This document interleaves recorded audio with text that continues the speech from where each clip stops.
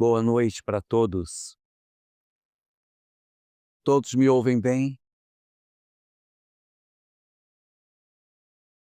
É um prazer muito grande estar hoje aqui na presença de todos, tendo a possibilidade de vermos mais uma vez, valeu Tiago, mais uma vez, os conhecimentos que a doutrina espírita nos oferece e que são tão importantes para o desenvolvimento das nossas condições espirituais.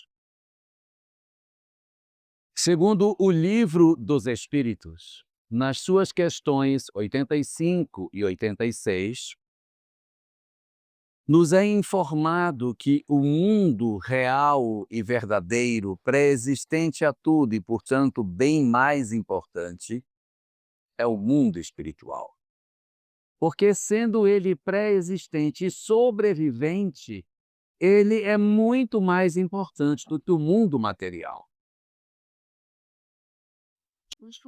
As nossas experiências, portanto, que seriam consideradas como as mais relevantes, as mais significativas, são aquelas que acontecem nos nossos aspectos espirituais e não materiais.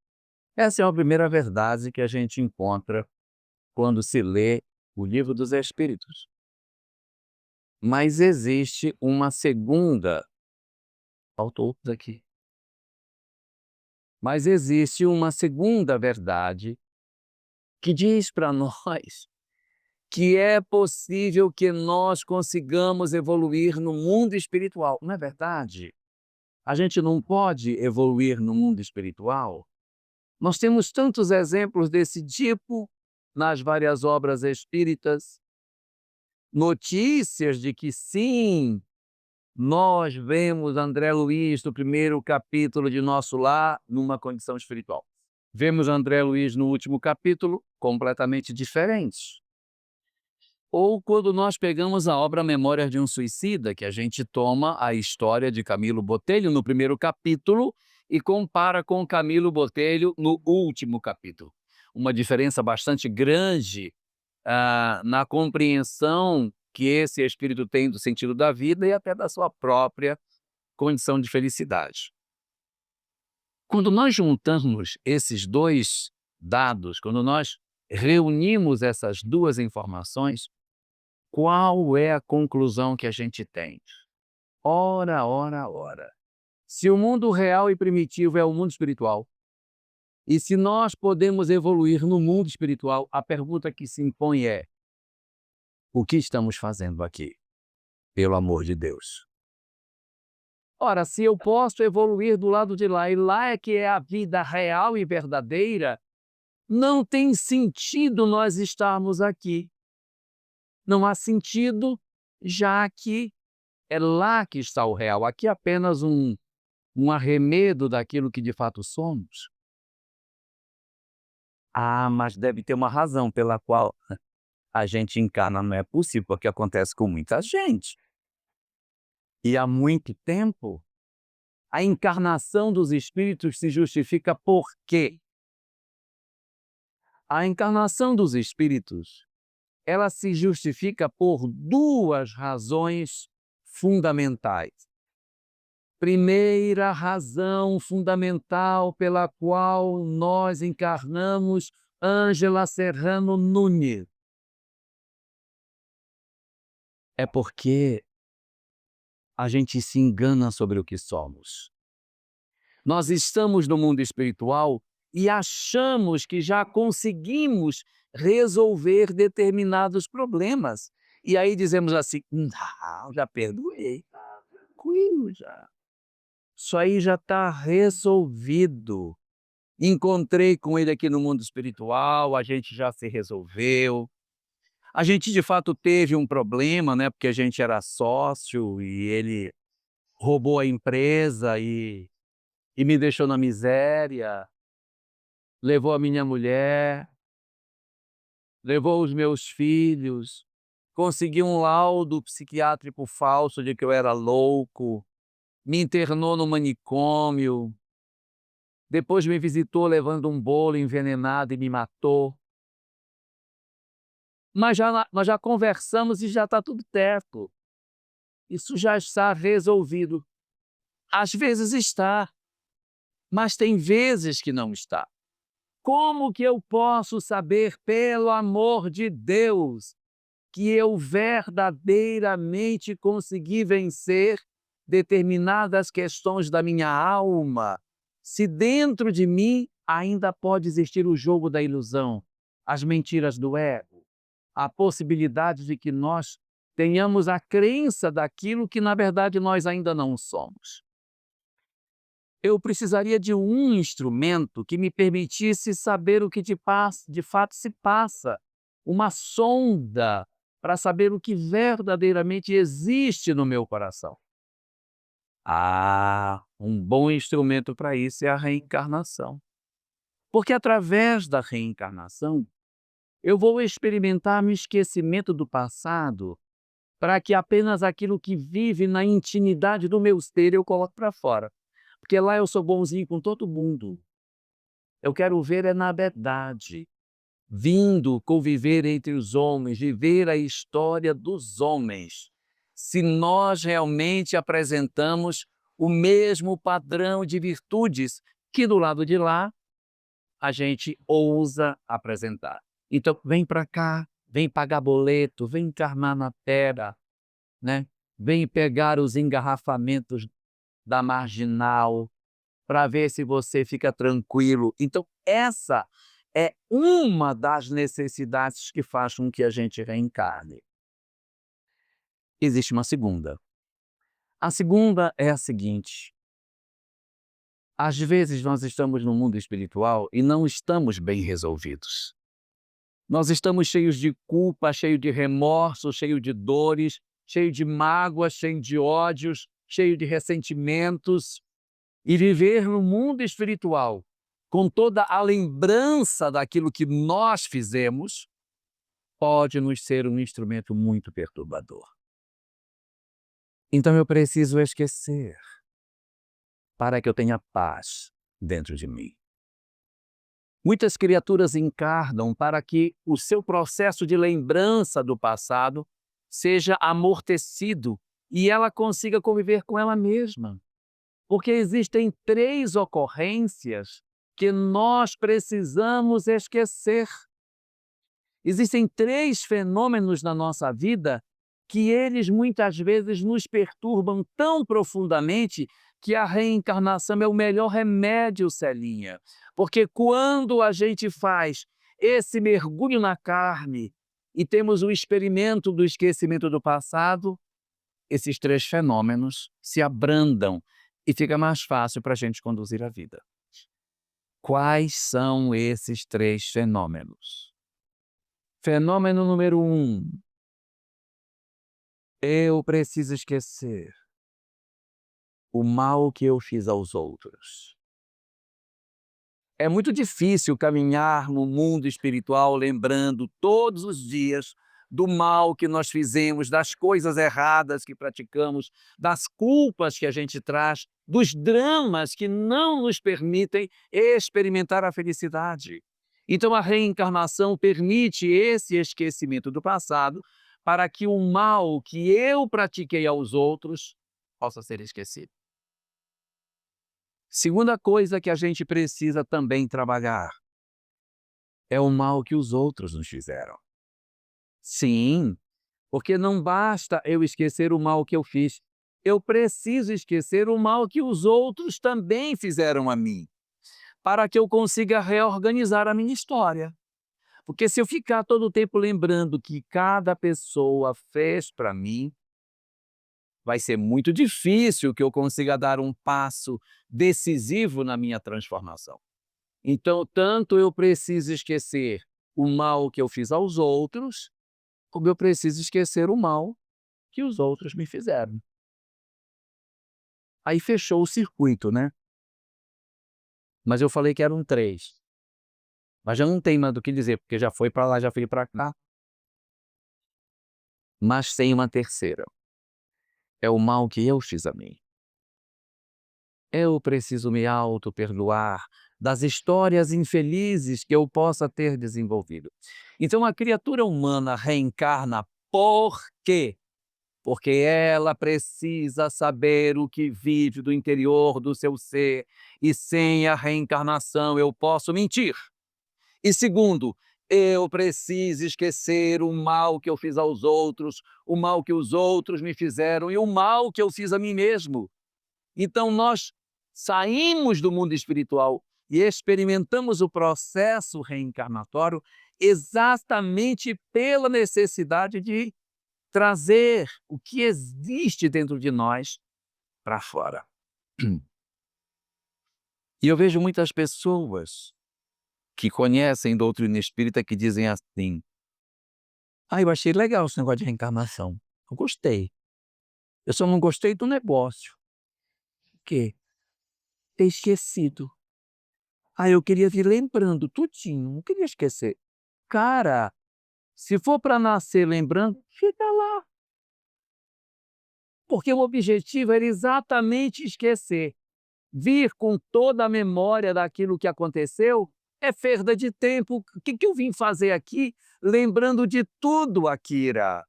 Como é que eu vou reencarnar com memória total de tudo? Não pode, meu filho. Tem que esquecer. É necessário. Teve uma vez que perguntaram ao Buda: Buda, se nós já vivemos outras encarnações, então me responda, por que que nós não lembramos dessas existências? E o Buda respondeu: porque era para esquecer. Porque se fosse para saber, reencarnava sabendo. Então existe um fim providencial. O Buda tinha essas coisas. Uma vez perguntaram para ele: qual é o objetivo da vida? Resposta do Buda: viver. Daí que quando nós nos defrontamos com essa experiência, a gente vai ver o quão importante é para nós o processo do renascimento e o magnífico esquecimento do passado, tão importante para a nossa reorganização emocional. E é interessante que a literatura espírita, quando fala sobre esse fenômeno, ela chama esse fenômeno do esquecimento de véu do esquecimento. Vocês não vão encontrar na literatura espírita assim, porque a parede blindada do esquecimento não é uma parede, é só um véu. Então um véu é um véu, né? E ali você não vê, mas entrevê, quase vê, percebe, mas não vê. Ou seja, existem alguns momentos que aquilo que está depositado no inconsciente rebenta as correntes do porão do eu e aparece na nossa condição de consciência. E isso, quando ocorre de maneira espontânea, é muito interessante, porque é um sinal de que aquilo precisa ser trabalhado. Mas eu vejo com um pouco de preocupação as pessoas que dizem assim: eu queria fazer um trabalho de terapia de vida passada e queria saber o que tem lá atrás. Olha só, não vou nem chamar o Buda para responder, mas é isso mesmo. Se esquecer, porque não era para lembrar, né, não lembra porque era para esquecer. Se a gente começa a querer buscar isso sem uma razão mais grave, nós estamos atendendo a um interesse da curiosidade. Isso não é legal. Existem, evidentemente, propostas de uso das lembranças de outras existências, mas eu quero que vocês vejam qual é a primeira letra que põe com relação a vidas passadas. Chama terapia. Se é terapia, porque estou doente. Não é para matar a curiosidade, eu queria saber. Não. Ela é usada como processo terapêutico e não processo de curiosidade das criaturas. De repente eu tenho uma pessoa que não sobe no elevador de jeito nenhum, não sobe. Então aquilo está atrapalhando a vida dela, não consegue trabalhar, não consegue ter uma vida. normal como os outros poderiam ter e tal. Daí ela procura um terapeuta para tentar resolver esse problema. E isso pode ser muito útil, porque aí na regressão ela vai poder ter acesso ao porquê que ela tem esse medo, o que que aconteceu. Aí vamos dizer, hipótese, que ela tem isso porque ela foi sepultada viva, houve um processo, uma partilha e os herdeiros estavam loucos que ela morresse mesmo para poder dividir os bens. Aí já sepultaram mesmo vivo, adoeceu, já vai morrer mesmo, então enterra já para resolver o problema, enterra a pessoa viva, e a pessoa debaixo da terra, desesperada, querendo sair. Isso deve ser muito traumático. E aí a entidade desencarna dentro dessa condição, reencarna com medo de ambiente fechado. Bastante razoável, terapia feita, de repente o terapeuta vai, acessa isso e descortina uma perspectiva de entender o que aconteceu e deixar isso no passado, libertando a pessoa. O problema não é ali. O problema é que a pessoa, depois de ter conseguido encaixar essas questões, vira-se do terapeuta e diz: mas eu queria saber quem me sepultou. Aí são as perguntas que não devem ser feitas, porque sai do aspecto terapêutico. Quem saber se é meu pai, se é minha mãe, se foi meu tio, meu filho, meu irmão, meu neto? E quem é ele hoje na minha vida? Gente, então esse é o problema quando você quer escavucar o passado trazendo para o presente.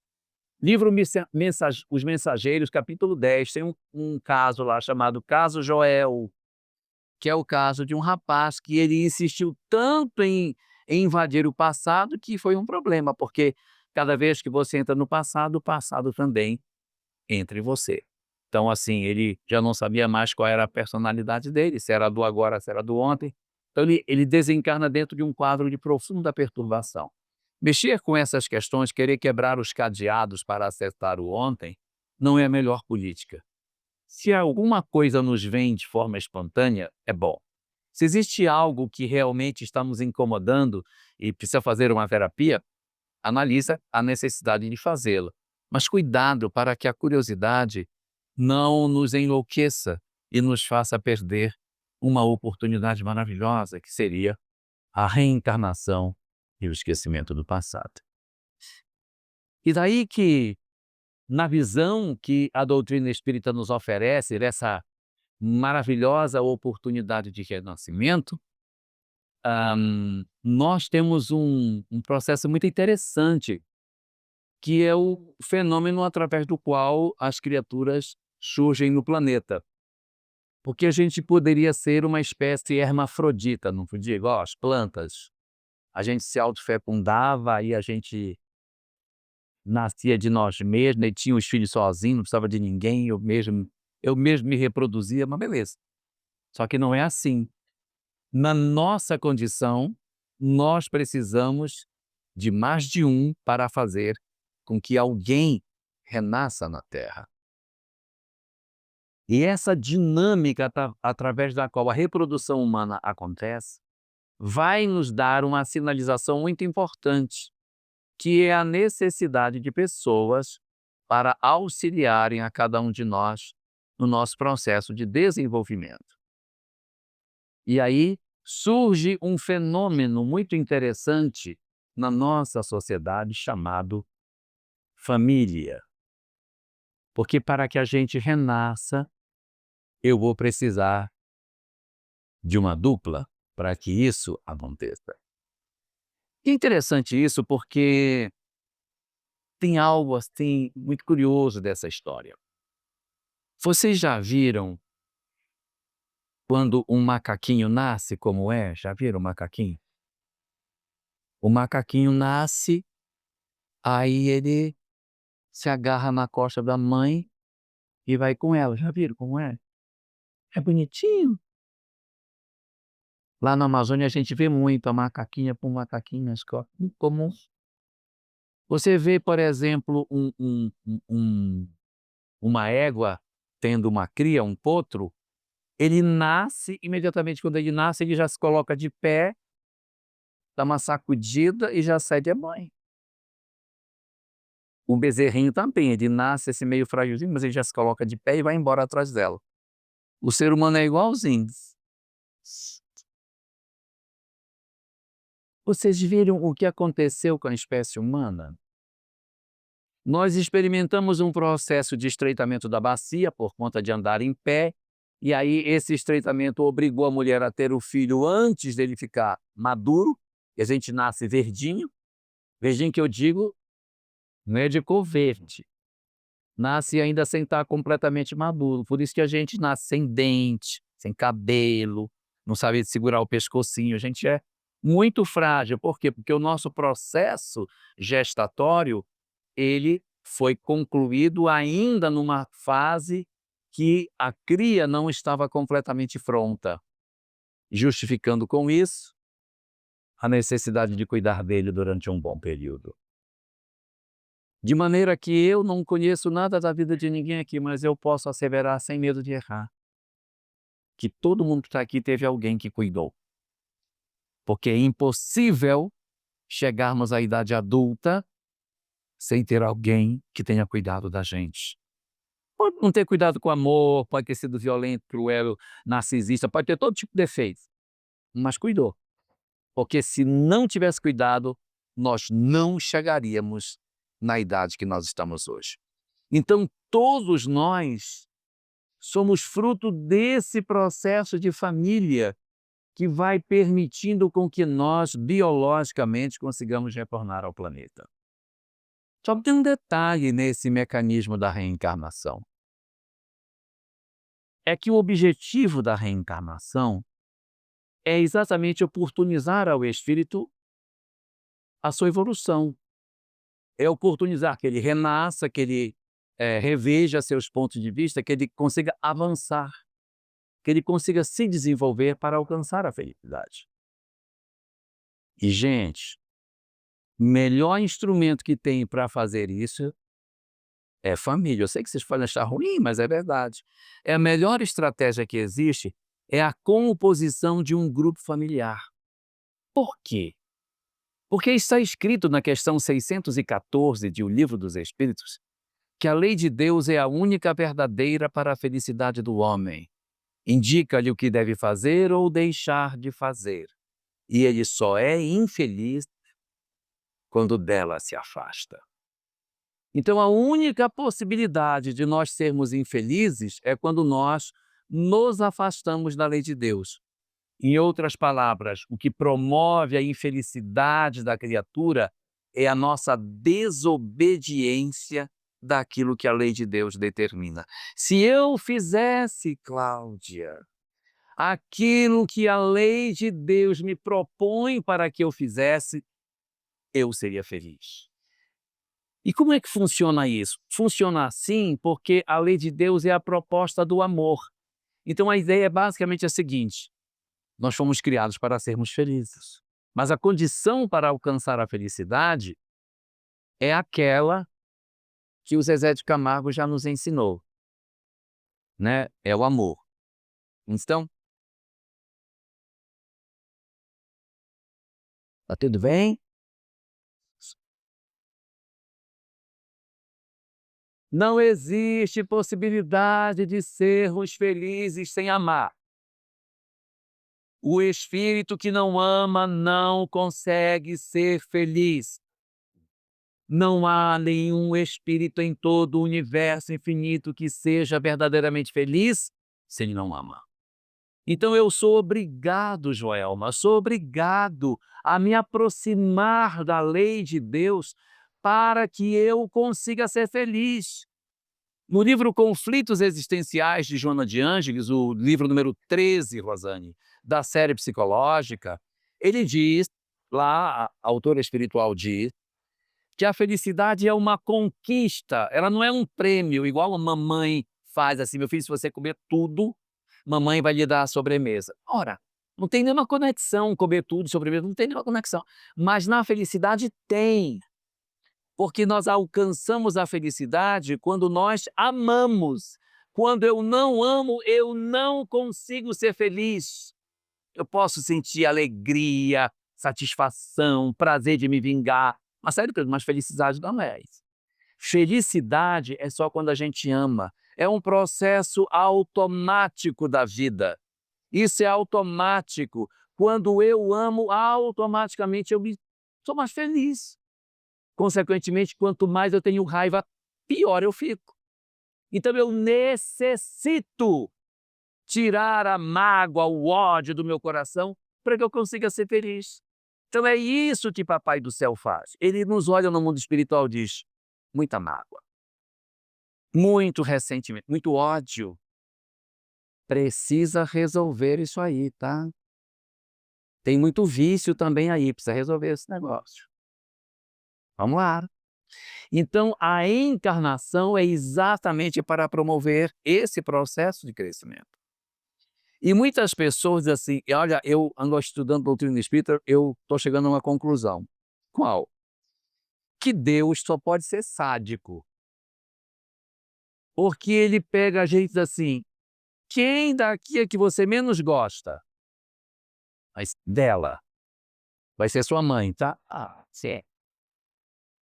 Não é esquisito? Não é esquisito? Ele pega exatamente a pessoa que você menos gosta e coloca no grupo? Ah, só pode ser sádico. Não, não é sadismo. É necessidade de progresso. Porque se dependesse do nosso querer, seria assim.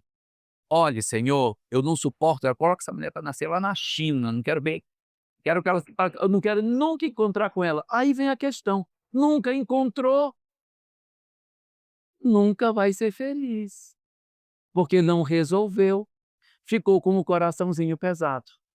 Precisamos encontrar para resolver as tendências. Só que se eu for encontrar com o meu inimigo, não vai dar certo. Então, esquecimento do passado. Olha que jogada legal.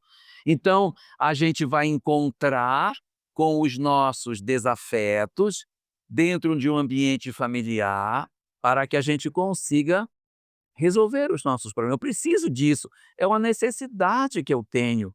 Eu preciso dessa questão para que eu consiga me resolver, não é? Então, o encontro nosso com os nossos desafetos no nosso lar é uma perspectiva de saúde, de libertação do sofrimento e de possibilidade de que nós consigamos fazer uma história muito mais feliz a partir daí. Então, é essa a oportunidade que nós conseguimos obter na medida em que nós temos a chance de reencarnar e compor um grupo familiar onde essas criaturas vão fazer parte da nossa equipe doméstica. Eu não estou dizendo com isso que toda família obrigatoriamente tem lá essa criatura difícil de conviver. Tem muitas famílias que não têm, todo mundo é harmônico, pai, mãe, irmão, todo mundo se dá bem, não existe essas diferenças. Mas às vezes tem, a gente reencarna e dentro do núcleo familiar existem dificuldades entre as pessoas. Evidentemente, nós não temos só espíritos desafetos para renascer em casa, nasce também os espíritos que são nossos afetos, porque não é possível que a gente vai conviver só com gente complicada, pelo amor de Deus. Então tem uma mescla de espíritos que são nossos laços de afeto e tem espíritos que são nossos laços de desafeto. A gente dá para fazer uma comparação assim do como é que a gente poderia interpretar o que é uma família. Uma família é como se fosse uma bisteca. Já viram uma bisteca? Bisteca? Chuleta, como é que vocês chamam aqui em São Paulo? É bisteca, não é bisteca. Como é a bisteca? Ela tem um osso e um pedacinho de carne. Esse pedacinho de carne, para quem não é vegano, é o alimentozinho, né, que é para o coraçãozinho, são os laços de afeto. Mas a família tem com aquele ossinho para roer também. Então você vem com um pedacinho de carne e vem com um pedacinho de osso. Alguns vêm com um osso pequenininho, pedaço de carne grande, que já fizeram um bom trabalho de reconciliação, de afeto. Mas tem gente que já é o contrário, vem um pedacinho de carne e vem um osso que é enorme. Mas é assim, os nossos laços familiares, eles costumam ter essas características exatamente para que nós consigamos promover em nós um processo de desenvolvimento das nossas almas. Se nós fôssemos ser mais detalhados, a gente poderia dizer que, dentro dos nossos ambientes familiares, existem 5 tipos de laços diferentes. Existem 5 razões pelas quais nós compusemos ou compomos as nossas famílias. 5. Se vocês quiserem, eu falo quais são os 5. Se não quiserem, eu pulo. Vocês querem saber? Você está ansioso. Vamos lá. São 5 tipos de laço. Desses 5 tipos de laços, assim como os dedos da minha mão, tem 4 que são muito parecidos e tem um que é bem diferente. Assim também, tem 4 tipos de laço que são muito parecidos. E um laço que é bem distinto dos outros. Porque esses outros 4 laços são laços que vêm do passado, vêm de outras existências. E eu tenho laços que vêm do presente. Nem todo mundo que compõe a nossa família obrigatoriamente vem da nossa família do passado. Estou confundindo vocês que eu estou dizendo? Existe sim a possibilidade de que eu tenha na minha família alguém que não é meu conhecido do ontem. Por quê? Porque se a minha família de hoje fosse formada de todo mundo do passado, então todos que estão no hoje estão no passado, que está no passado do passado, no passado do passado do passado. Quando é que isso começa? Pelo amor de Deus, tem que ter pelo menos uma hora em que isso se aproxima de nós. E às vezes você tem histórias familiares em que um determinado espírito, ele é vinculado à minha mãe, mas ele não é vinculado a mim, eu não conheço, mas ele tem uma história com ela, mas não comigo, mas ele faz parte da minha equipe. Eu posso ter um irmão que me é um espírito que é estranho, mas ele tem uma história forte com meu pai e minha mãe, mas comigo ele nunca cruzou. Então eu estou tendo um espírito que está no meu lar, que não necessariamente conhece todo mundo, ele pode ser estranho para alguns e, algumas vezes, ele pode ser estranho a todo mundo. Ele pode ser estranho a todo mundo. Quanto mais o espírito está no seu início de evolução, tanto maior a probabilidade de que os laços de família sejam formados por essa vinculação, que a literatura espírita chama de laço pela natureza das provas. O que é um laço pela natureza das provas? O cara encarnou na minha família porque a gente ia viver uma experiência que interessava para ele, por isso que ele está lá, mas ele não tem vinculação espiritual. Digamos que a minha família precisava viver uma história de dificuldade financeira, de desassistência, de muita dor, e aí aquela família numerosa, eu posso ter filhos ali que não são verdadeiramente conectados com a história daquele grupo familiar. E eu posso ter também histórias de espíritos no começo da evolução, eles não têm nem karma direito, viveram poucas existências, nem têm ainda uma história bem construída, então um filho que surge numa comunidade dessa, ele não necessariamente tem um vínculo com os seus pais e com os seus irmãos. Eu confundi vocês? Tá claro? Muito bem, esse é laço pela natureza das provas, laços do presente. Agora tem 4 tipos de laço, vem tudo do passado. Lá vai. Os 4 laços do passado se subdividem em 2 subgrupos. Eu vou falar de 2 e depois eu falo dos outros 2. Tá bom? Primeiro tipo de laço do passado que a gente pode ter é um laço de afeto. Ai, é um amor do passado, é um espírito incrível, meu companheiro, meu amigo, leal, que eu posso contar com ele, se eu adoecer ele me cuida, se eu ficar com alguma sequela ele vai me cuidar até o final, ele é uma pessoa que eu confio integralmente nele, ele divide comigo as responsabilidades, a gente conversa, dialoga. Esse é um tipo de laço de afeto. Pode ser um marido, pode ser um filho, pode ser um neto, pode ser uma mãe, um pai, pode. Pode ser qualquer tipo de parente dentro da equipe doméstica, mas que você sabe que você pode confiar. Você pode dizer: "Ó, pega esse dinheiro, vai lá e paga essa conta", e vai lá, paga a conta. "Pega a senha do meu banco, vai lá, paga isso, resolve isso para mim, não estou podendo ir, faz isso para mim, meu filho, resolve isso para sua mãe, resolve isso para o seu pai", e o cara vai lá e faz. Faz e gosta, tá? Faz e gosta. Então esse é um laço de afeto. E isso não é tão raro na Terra não. A gente tem muita gente que tem dentro da família pessoas que você pode confiar. Fonte firme, Pedra 90, que você pode confiar, a pessoa vai e ajuda você no que for preciso, ela tira do bolso, ela completa e depois paga, não tem problema, esquece isso, vamos. Poxa, isso é muito legal. Esse é laço de afeto. Confundi? Beleza. Segundo tipo de laço de afeto. Tem um segundo tipo que também é de afeto, mas ele não é como o primeiro caso, que é um laço de afeto que é o seu grande parceiro, que é o seu cúmplice na vida. Você pode ter um laço de afeto que é um afeto, mas ele é afeto frágil. O que é um laço de afeto frágil? É uma pessoa que você gosta dela, mas ela lhe dá trabalho demais, gente. Dá trabalho demais. Lembraram de alguém?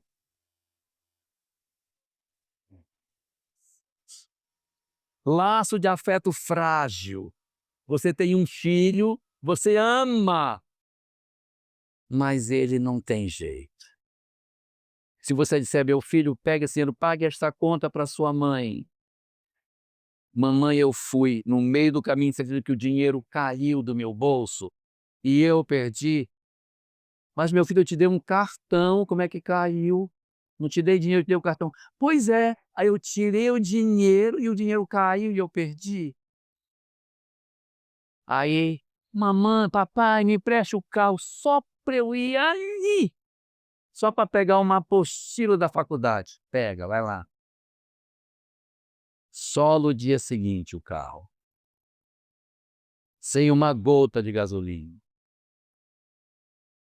E você bota o cara de pé, você bota ele de pé, você bota ele de pé, mas você não desiste dele. Você fica com raiva, você briga e depois você volta: "Vem cá, bora, senta aqui, o que foi que houve?". "Por que você faz isso, meu filho? Por que você faz assim?". Então eles são nossos laços de afeto, Luciana. Eles são afeto por quê? Porque a gente gosta deles, mas parece assim que eles gostam menos de nós. Eles têm dificuldade, eles têm dificuldade.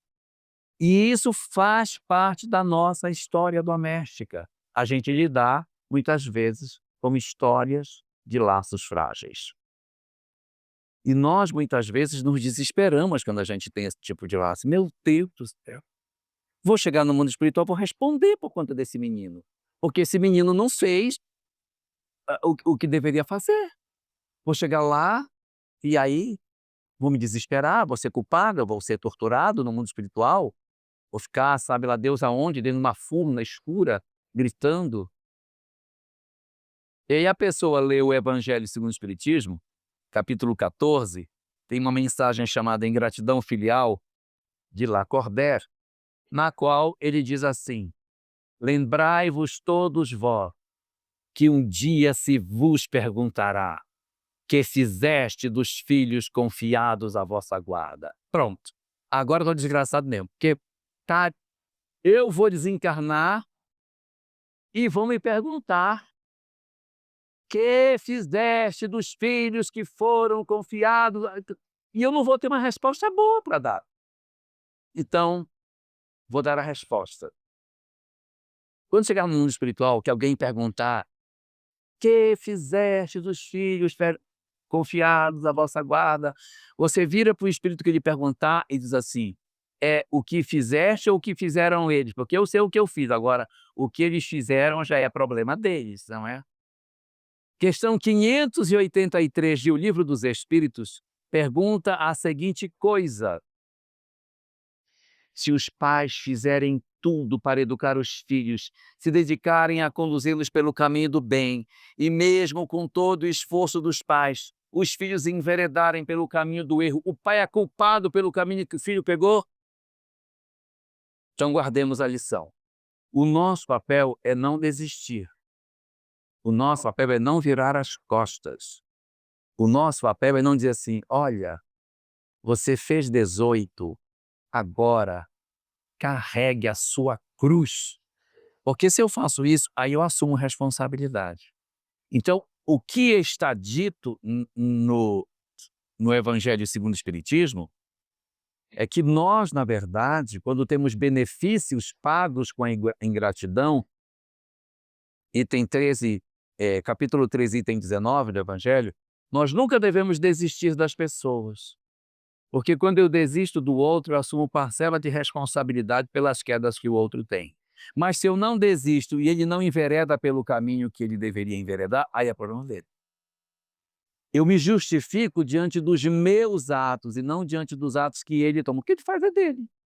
Agora, o que eu... Repare que a pergunta é: que fizeste tu dos filhos confiados à vossa guarda? E não é que fizeram eles, os filhos confiados à vossa guarda. É que fizeste tu. Então, tenhamos uma boa resposta. Eu não desisti, eu investi, eu não rompi. E a gente tentar, tanto quanto seja possível, o entendimento de que as pessoas nem sempre conseguem corresponder às expectativas que nós poderíamos esperar que elas nos entregassem. Por isso, é muito importante que a gente compreenda que, diante dos nossos afetos frágeis, a gente nunca desista. Mas não desistir não significa que a gente vai aceitar tudo. Tem vezes que o afeto frágil é tão difícil que a gente tem que viver um pouquinho distante dele, sabe? Dizer: não, meu filho, vai morar lá, eu pago para você, você mora lá, domingo você vem aqui comer macarronada aqui em casa, legal, tranquilo, mas você não pode mais ficar aqui, não tem mais condição. Às vezes você tem um filho envolvido com droga, a convivência é insustentável, ele está roubando, ele está tirando as coisas de casa, aí o que você vai fazer? O que você faz? Ou você interna, ou você encontra um lugar para ele ficar, mas não rompe o laço. Não rompe o laço.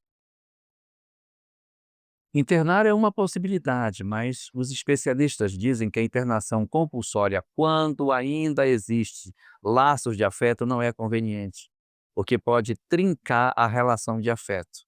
Quando você tem uma pessoa que está em condição de rua, que ela já perdeu todos os vínculos, todos os laços, ela não tem mais vínculo com nada, não tem mais relação com nada, de repente você pode dizer: não, você precisa ir para uma para cuidar de você. Você não está conseguindo se cuidar. Mas quando ainda não romperam os seus laços, quando as coisas ainda têm possibilidade de convivência, é possível que a gente mantenha isso dessa forma. Tá? Então esses são os nossos laços de afeto. São 5 tipos de laço. Um primeiro tipo é o laço pela natureza das provas, os nossos afetos, que são afetos cúmplices, parceiros, e os nossos afetos frágeis, que são amados, são histórias do passado que chegaram no hoje, mas eles vêm muito sequelados. Às vezes nós mesmos somos os autores do desequilíbrio deles. Então agora eles estão conosco para que a gente consiga se recuperar. Peguemos o livro Justiça Divina, capítulo 53, Mensagem Compromissos em Nós, parágrafos 7º e 8º, que vocês vão ver ali essa relação de como que a lei de causa e efeito traz para dentro de casa histórias difíceis que nós precisamos ter força para que a gente consiga superar a hora grave que nós atravessamos. O capítulo inteiro é todo muito bom. Capítulo 53, Justiça Divina, Compromissos em Nós. Ele é todo bom. E o 7 e o 8 são ainda mais incisivos com relação a essa questão. Mas eu disse que eram 5 laços. E eu só falei de 3. Falta 2. Falta 2? Falta 2. Então, são 2 laços de afeto. E também são 2 laços de desafeto. Do mesmo jeito que os laços de afeto têm duas naturezas, os laços de desafeto também têm duas naturezas. Então, os laços de desafeto, eles vêm de uma história completamente diferente, uma história de desamor. Não é como Natureza das Provas, que o Natureza das Provas eu estou conhecendo agora, não conheci esse escrito, ele é novo para mim. Não, não, não. Esse eu já conheço. Ele vem de uma história vivida no ontem, que encanou na minha casa. É aquele sócio lá que levou o bolo envenenado. Esse cara pode renascer em casa, como um filho, como um neto, irmão, um pai, sei lá quem, mas renascer ali na nossa proximidade doméstica, para que a gente consiga trabalhar as questões que nós temos com ele. Então, o primeiro tipo de laço de desafeto que tem é o laço de desafeto motivado pelo ódio. Laço de desafeto motivado pelo ódio. E o ódio é assim, tem ódio grande e tem ódio pequeno, tem ódiozinho e ódiozão. Para o ódio pequeno, às vezes na mesma existência a gente consegue resolver. Tem um vizinho, toda vez que o vizinho lava o tapete, ele joga o tapete por cima do muro e molha tudo, suja seu carro. Domingo de manhã ele coloca funk bem alto, 7 horas da manhã. Dá raiva, dá raiva. O cachorro dele late a noite inteira, uiva. Mas esse ódio se resolve, isso se resolve, gente. De repente a gente depois, rapaz, mas fazer muita raiva pra mim, ó. É mesmo? Eu não sabia, pois o teu tapete quando jogava assim, sujava meu carro, mas você veredito. O funk, aquele funk, não, era meu filho. Eu tinha um filho que tinha problema, eu tinha que botar o funk, era a única coisa que acalmava ele, aí eu botava por causa do meu filho. Aí você vai. Então, quando as questões são ódio pequeno, uma conversa, às vezes não aqui na Terra, mas no mundo espiritual, a gente consegue resolver. Dá para resolver, é possível resolver. Mas tem situação que não dá para resolver. Tem histórias de feridas que são muito profundas e que algumas pessoas até conseguem perdoar, conseguem fazer esse tipo de movimento, mas uma boa parte de nós não consegue e é plenamente compreensível. Imagine alguém que infelicitou um filho nosso. Você vai dizer, "Ah, tá, infelizou, mas tá tudo bem." Pode até conseguir, mas é mais difícil. Então, para ódiozinho, uma conversa resolve. Para ódio grande, só reencarnação para resolver. E aí vocês podem dizer assim para mim: "Ah, mas essa encarnação vai ser muito problemática, hein, porque trazer um cara que eu odeio para dentro de casa, né. Imagina eu ter um filho que eu odeio, vai ser um negócio desesperador, qualquer dia desse eu vou bater nele para esganar o menino. Mesmo que eu não lembre, eu vou ter uma coisa assim." Pois é. O objetivo de Deus é que nós reencontremos com os nossos desafetos, Alexandre. Que eu encontre com eles novamente. Observe a situação. Eu tive um desafeto e eu não encontro com ele. Fico sem vê-lo durante 2000 anos. Quando eu encontro de novo, se eu sei quem é você é o assassino do meu filho, porque eu só tenho essa história para viver com ele. Mas se esse espírito renascer no meu lar 5, 10, 15, 20 vezes, eu vou tendo nele outros papéis. Ele vem como meu filho, vem como meu irmão, como meu pai, meu tio, minha mãe, minha irmã, minha sogra. Ele vem vivendo a dinâmica da vida em meu derredor. Então eu vou tendo outras histórias que vão se somando à primeira, e automaticamente a história que eu vivi com ele lá atrás vai desbotando, ela vai descolorindo. Porque quando eu perguntar depois de 1000 anos, quem é ele? Ah, ele não foi muita coisa. já foi meu X, foi meu pai. Uma vez ele me salvou, estávamos pescando, eu caí no lago e foi ele que me tirou. Então, outras histórias então, é pelo esquecimento do passado, nós temos outras oportunidades de resolver os conflitos que a gente tem. Então, a razão pela qual os laços de desafeto, que são do ódio, para que eles aconteçam, eles ocorrem exatamente para que a gente desate esse nozinho que está nos impedindo de sermos felizes. Por quê? Porque na medida em que eu me cristalizo dentro da minha visão, eu não vou conseguir avançar, Eliane. Eu não vou conseguir avançar. Eu vou ficar cristalizado. Os séculos, os milênios passam, e como eu não tive a chance de conviver com esta pessoa, ela não é ressignificada na minha mente. Eu preciso ressignificar as pessoas. E a reencarnação permitirá que os meus laços de desafeto, que vêm renascendo em casa, dentro do esquecimento do passado, possa sentar na mesa comigo para tomar um café da manhã. Imagine se não tivesse o esquecimento do passado, o café da manhã horrível que a gente ia tomar,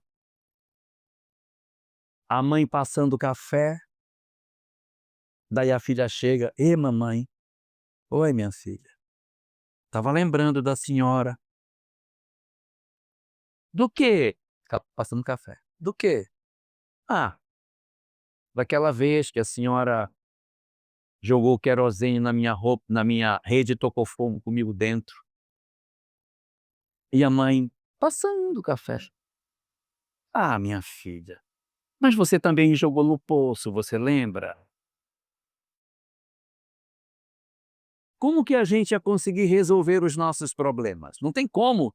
Então eu preciso desse abrandamento da memória para que eu possa despertar. Mas eu disse que eram 5, está faltando um. É um outro tipo de laço de desafeto, chamado de laço de desafeto não mais pelo ódio. É o laço de desafeto movido pela mágoa. Porque mágoa é diferente de ódio. O mágoa é uma coisa e ódio é outra. Vocês conseguem ver a diferença das duas? Vou tornar mais claro. Você não vai encontrar uma pessoa que chegue numa delegacia de polícia e diga assim: "Seu delegado, estou muito magoada com o assaltante que levou minha bolsa". Ah, ninguém se magoa com o assaltante. A gente pode estar com ódio dele, mas com mágoa não. Nós só temos mágoa, sabe de quem? De quem a gente ama. É trem de doido. O que que é a mágoa? Eu esperei que você me entregasse algo que você não me entregou. E como você não me entregou o que eu esperei que você entregasse, me magoou com você. Qual é a conclusão disso? A conclusão é a coisa pior do mundo. A conclusão é: ninguém nos magoa. Somos nós que nos magoamos com a imagem que fazemos que o outro deveria ter, mas ele não tem. Então a pessoa diz assim: "Ah, eu estou muito magoada com meu marido". Mas por quê? "Ah, eu queria muito quando eu chegasse em casa, que ele me recebesse, jogando pétalas de rosa no chão, tocando violino e cantando para mim". Primeiro que não dá para jogar rosa e tocar violino ao mesmo tempo, ou joga ou toca, né. Mas a pessoa quer que o outro faça. O pobrezinho nem sabe violino, sabe nem o que é o violino, gente. Então a gente cria uma expectativa no outro daquilo que o outro não é. Aí eu quero que o outro me entregue o que ele na verdade não seja. Ah! Aí depois eu digo: "Você me magoou muito, porque eu criei do outro uma imagem que ele não tem". Não quero desejar o mal a ninguém, jamais, mas eu preciso dizer Se é verdade que a gente só tem mágoa de quem ama, o que é que tem por baixo da mágoa? Começa com A e termina com R. Amor.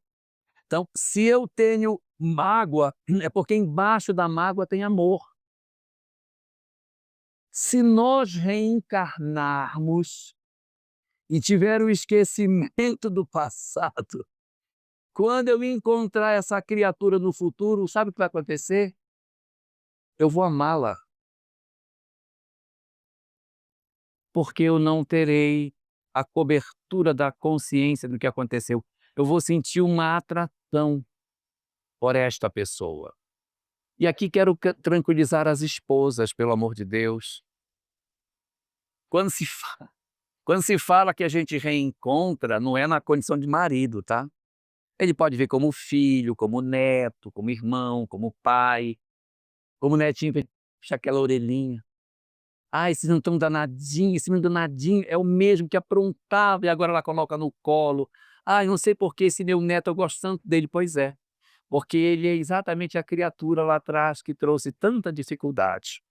Por esse motivo é que a gente precisa compreender que muitas vezes as nossas histórias de mágoa, elas são, na verdade, a gente está marcando o encontro para o futuro. Quando nós, por algum motivo, dizemos assim: eu odeio você de todo o meu coração, eu vou odiar você do fundo da minha alma, eu nunca vou perdoar você, eu odeio, sabe? Quando a gente diz isso, a lei de Deus nos ouve. Só que a lei de Deus não fala português. Então, quando nós estamos dizendo isso, a lei de causa e efeito ouve. Eu preciso encontrar você na minha família. É isso que a gente está dizendo. Então, odiar marca encontros. Guardar mágoas marca encontro. A melhor estratégia para que a gente diminua a possibilidade dos reencontros é nos aproximarmos da mensagem de Jesus. O amor, o perdão. Aí tem gente que diz assim, mas é só o que faltava, né? Só o que faltava. O cara apronta comigo a vida inteira, aí depois eu vou no centro espírita e diz, perdoa, minha querida. Porque nem graça. O cara apronta comigo e eu ainda vou perdoar ele. Pois é. Então aqui eu quero deixar uma dica de como funcionam as leis espirituais. Segundo aquilo que a doutrina espírita nos fala, quando A machuca B, não cria um vínculo entre os dois. Quando A machuca B, não existe vínculo entre eles. Porque muitas vezes a gente fala, fulano fez isso, criou um débito com ele, se comprometeu, está devendo. Não. André Luiz, no livro Ação e Reação, diz, ninguém deve para ninguém. Se devemos é para a lei e para nós mesmos. Como diriam os mineiros, o mal está em mim. Está em mim. Não está na minha relação com o outro. Então, quando o A machuca B, A está cheio de violência, mas isso não criou um vínculo entre o agressor e a vítima. Só vai criar vínculo se a vítima desenvolver mágoa ou ódio pelo agressor. Aí junta a tampa e a panela e eles muito provavelmente precisarão se resolver.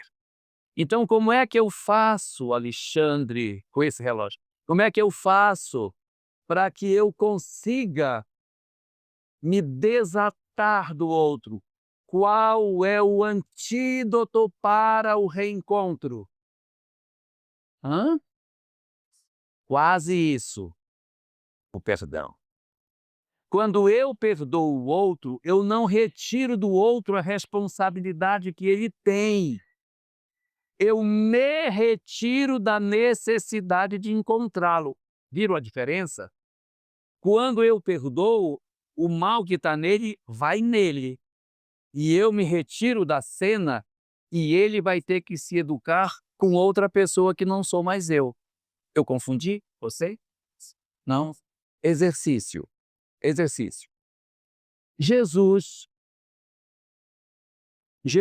foi traído por Judas, foi julgado de maneira equivocada por Pilatos, foi humilhado por Herodes, foi tratado como um nada pelos sacerdotes, sofreu uma conspiração de Anás e de Caifás, padeceu na mão de seus crucificadores. Então, teve uma série de pessoas que fizeram uma série de maldades para Jesus, que prejudicaram Jesus. Muito bem. Quando Jesus reencarnou, quem era o pai dele na encarnação depois, quando ele voltou? Quem era o pai dele? Hã? Ele não voltou! Muito bem. Nota 10, queria uma filha assim. Ele não voltou, gente. Ué, mas um monte de gente fez uma série de maldades para ele. Por que que ele não voltou? Porque ele perdoou. Quando eu perdoei, quando o Cristo, no caso, perdoou, ele se retirou da cena e não precisou ser pai, mãe, primo, vizinho de ninguém. Não precisa, porque eu estou resolvido. Mas quando ele perdoa, os outros que ele perdoou não foram isentados de suas culpas. Estou confundindo você para falar? E cada um deles teve que encontrar sei lá quem para se resolver. Pilatos se foi para lá, Herodes para ali, Caifás não sei para onde, todo mundo teve que encontrar experiências para se resolver espiritualmente. É claro para todo mundo isso que eu estou falando? E por que não fazemos? Porque já disse, não, eu não vou perdoar, não vou. Gente, então não sabe da lei espiritual, porque a lei espiritual é a meu favor. Quando eu perdoo, pá, eu me desconecto da necessidade de reencontrar. É aí que está a excelência do ensinamento do Cristo, porque o ensinamento dele está focado exatamente nessas leituras, na capacidade de eu entender que as nossas vidas necessitam do perdão, não como um princípio teológico que Jesus mandou, não. Ele é uma necessidade terapêutica para as nossas almas. Perdoar é um impositivo da lei para que eu alcance a felicidade. Eu posso escolher não perdoar, ótimo, mas não vai alcançar a felicidade, porque a felicidade é a vivência do amor, gente. Então, se eu não vivo o amor, não tem como ser feliz. Não tem como ser feliz. Como diz aquela música, não dá para ser feliz, não dá para ser feliz. Eu preciso necessariamente compreender isso para que eu consiga me desembaraçar. E, para terminar, já que o meu tempo acabou... Não. Não, eu já falei muito, perturbei muito vocês. Ó, eu sei que tem muita gente com o que eu falei, foi lá em casa e começou a medir. Esse aqui é laço de desafeto. Esse aqui é laço de afeto. Esse não é o propósito, tá?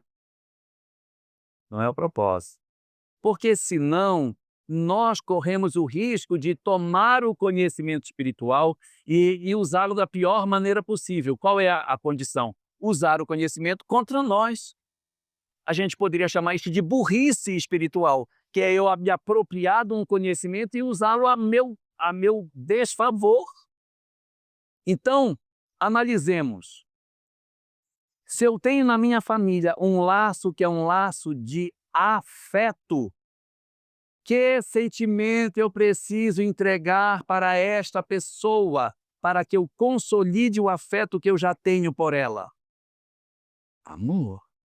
Se eu tenho um espírito que é um laço de desafeto, uma pessoa difícil, que pode ser que eu não consiga resgatá-la, mas que eu preciso me recuperar, Eu preciso fazer as pazes comigo mesmo, eu preciso me equilibrar emocionalmente. Que sentimento eu preciso entregar para esse laço de desafeto para resolver o problema? Amor. Se eu tenho um espírito pela natureza das provas, que eu não sei, Rosane, se ele será um espírito que vai se tornar afeto ou vai se tornar um desafeto, que sentimento eu tenho que dar para ele para que ele se torne um laço de afeto e eu consiga ser mais feliz? Então, se independente da doença o remédio é o mesmo, não precisa fazer diagnóstico. Toma o remédio. Toma o remédio. Então, voltando para casa, não façamos esse esforço desmedido de querer medir quem é quem. Tenhamos a seguinte compreensão: a vida existe para amar. Os espaços familiares que nós temos é para que nós coloquemos em prática os ensinamentos do Cristo, que nós exercitemos o perdão, que nós exercitemos o amor, a paciência, a compreensão e elejamos os nossos lares como a nossa grande oficina de transformação das nossas almas.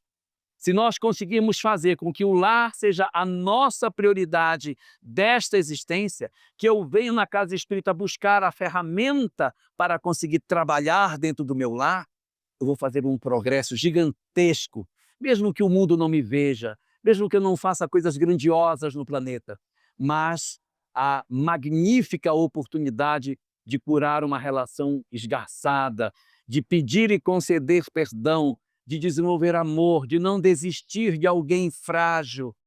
Todas essas são virtudes extraordinárias que certamente foi o que a gente veio buscar aqui e não os títulos acadêmicos com os quais a gente se honra.